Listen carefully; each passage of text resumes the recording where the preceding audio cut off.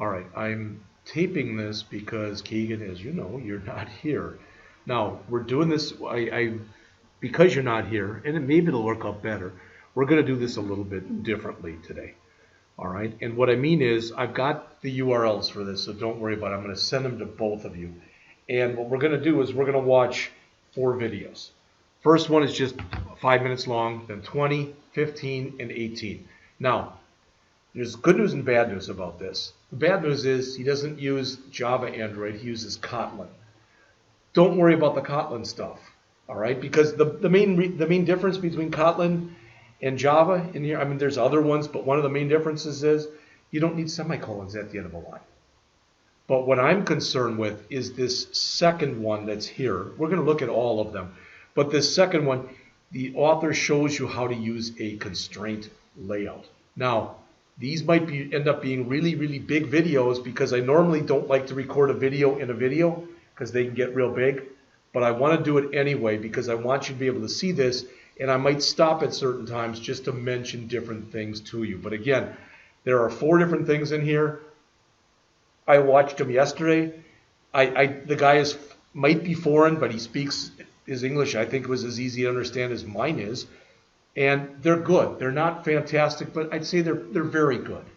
All right. So we'll look at first, he's got an intro. It's a tip calculator. So the idea is you put in an amount that you want to, what your bill is. Then he's got what's called a seek bar. We look at it as a slider, all right? And you can give a tip between nothing and 30%. You could change it if you want to allow for 50 to 100%, but this is what he does, all right? Then, depending on where you are, if you give a 0 tip, he writes the word poor underneath it in red. If you give a tip that's over like about 25%, he writes amazing in green.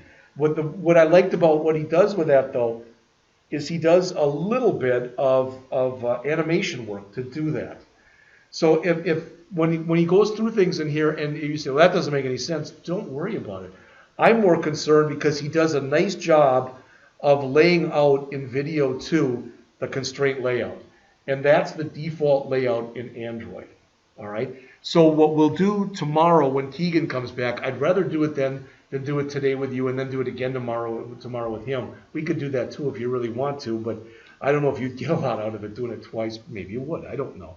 But I want us to be able to take the whole period then tomorrow, and we will write the BMI program, but we'll write it in, we'll write several different versions of it.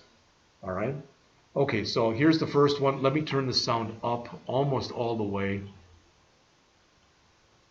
So this is going to be probably loud, but let's just hear what it sounds like. Hey, welcome back. My name is Rahul, and in the next few videos, we're going to develop an Android app from the very beginning. You'll learn the fundamentals of Android development, and you can take these concepts and apply them to build your own Android apps. I'm going to assume you have some background in programming, but you might be new to Android development. What we're going to build is a tip calculator. So again, this is it. So what we have here is we have one of those edit texts right there. This is a text view or label, text view, text view, text view, those things. This is another text view. This is what he animates.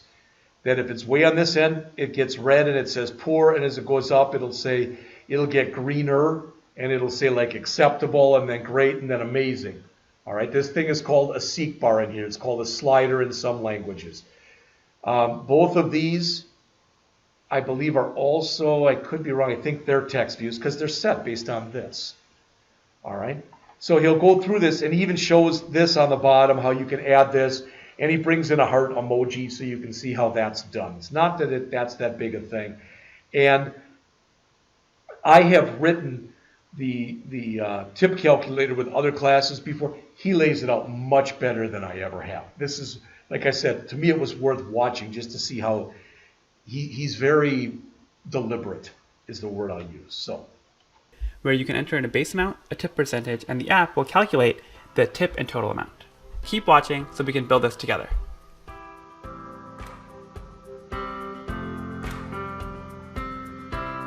He's Rahul Pandey. I think he does a very nice job. There are 3 things I want to talk about in this video. 1, I want to show you the main features of our tip calculator app. Second, I want to discuss the Android concepts that we'll come across while building this. And third, I want to discuss the Android concepts that we won't come across while building this, just so that you're aware that more complicated or sophisticated apps out there will have to deal with these issues that we won't have to deal with here.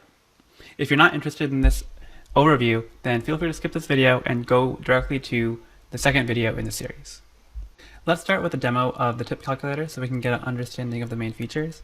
In this example, I went out for a very lavish dinner and I spent $83.15 on the dinner, and I'm giving a generous tip of 24%, and the app calculates the tip and total amount.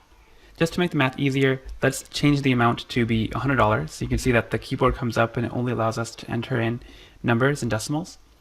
Now, the tip percent is still 24, and you can see that the math adds up. The total is a sum of the base plus the tip. If I was feeling more generous, I could actually increase the tip to the maximum, which is 30, and you can see the color of the text has shifted to a brighter green, so it animated, and we changed the text to be amazing instead of great. On the other hand, if I was really unhappy with the service, I might tip 0.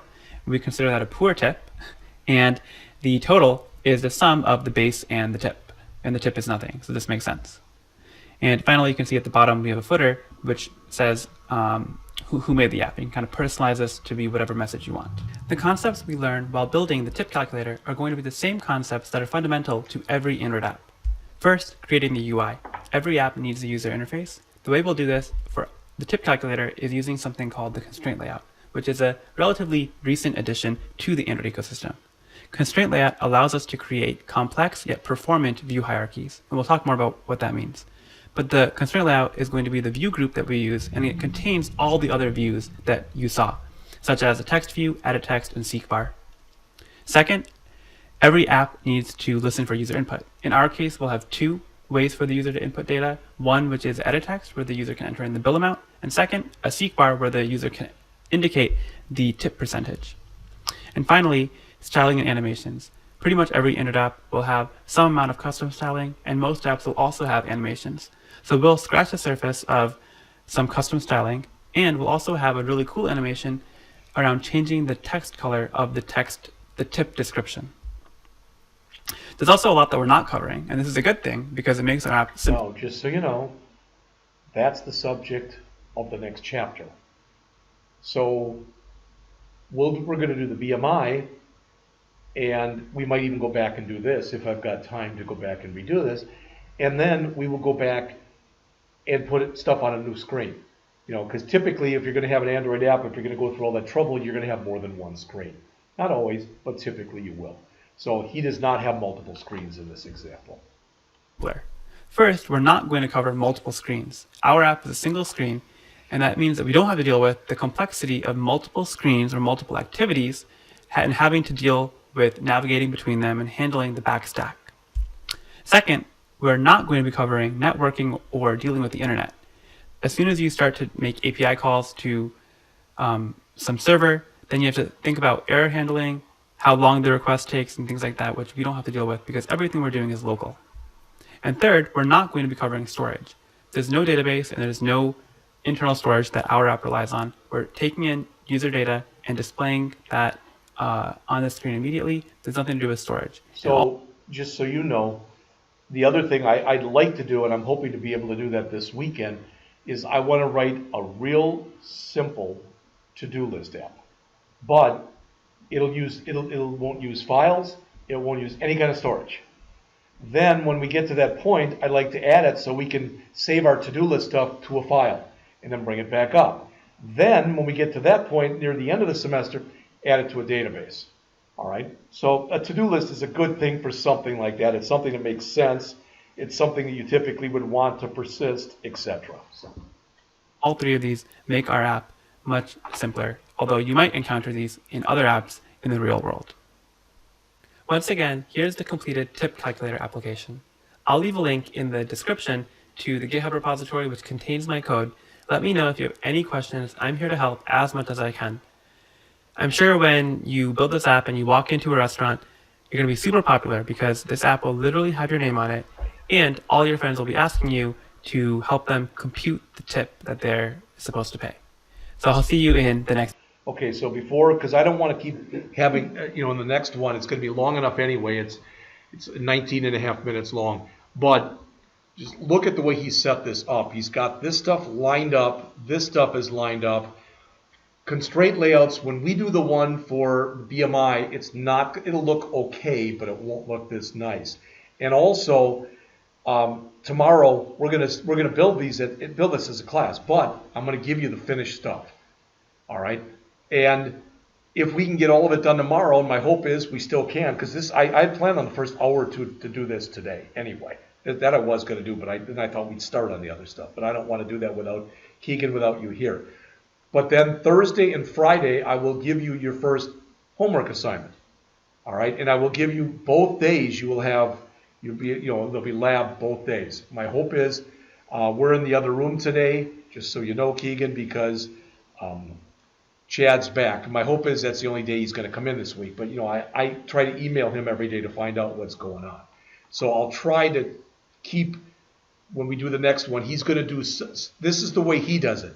He's going to do some of his changes, he's going to do right in here, right in the interface, and some of his changes he's going to go and he's going to put them in the XML file. And he might even say something like, I don't know why I do it this way and this way, but I just do.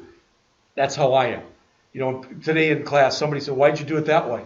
Because I did. I mean, that's a really dumb reason. I'm just used to doing it a certain way, and that's how he'll do it. So this is the end of the first one then. Next video. All right, when we get to the end, before going on to the next one, I'm going to stop each one and make each one as a separate video. So I'm going to do this, and I'm going to stop.